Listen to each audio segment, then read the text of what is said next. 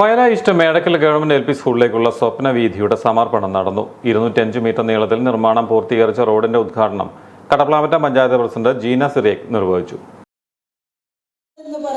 ഒരു നാടിന്റെ പാരമ്പര്യം വിളിച്ചോതുന്ന അടുത്ത തലമുറയെ വാർത്തെടുക്കുന്ന ഒരിടമാണ്.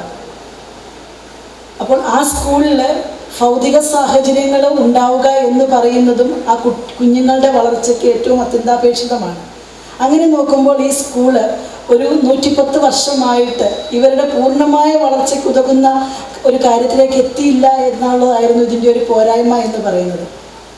ഇതിനു മുമ്പ് ജോയി കല്ലുപുര പ്രസിഡന്റ് ആയിരിക്കുകയും ഞാൻ ബ്ലോക്ക് പഞ്ചായത്ത് അംഗമായിരിക്കുകയും ശ്രീ ജോസ് കൊടിയമ്പുരയുടെ ഇവിടെ വാർഡ് മെമ്പർ ആയിരിക്കുകയും ചെയ്യുന്ന സമയത്താണ് നമ്മൾ ഈ സ്കൂളിന് ഒരു വഴി എന്നുള്ള ഒരാശയത്തിലേക്ക് വരുന്നത്. അതിന് പ്രധാന കാരണക്കാരി എന്ന് പറയുന്നത് ഇന്ന് നമ്മൾ ഇതിനകത്ത് ആശംസകൾ എഴുതിയിരിക്കുന്ന തങ്കമ്മ ടീച്ചറാണ്.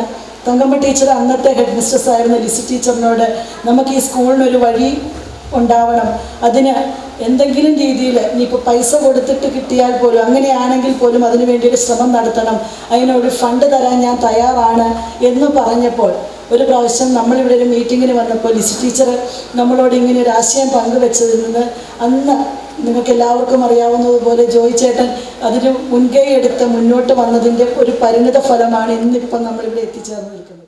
Panchayat vice president AD Sajeev Kumar അധ്യക്ഷനായിരുന്നു. ഹെഡ് മിസ്ട്രസ് ഷൈനിമോൾ ജോർജ് സ്വാഗതം ആശംസിച്ചു.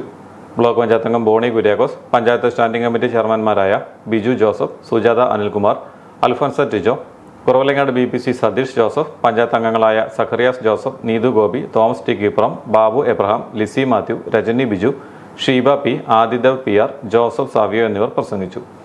കടപ്ലാമറ്റം പഞ്ചായത്ത് അനുവദിച്ച 11 ലക്ഷം രൂപയും തൊഴിലുറപ്പ് പദ്ധതി പ്രകാരമുള്ള 13 ലക്ഷം രൂപയും ഉപയോഗിച്ചാണ് റോഡ് നിർമ്മാണം നടത്തിയത്.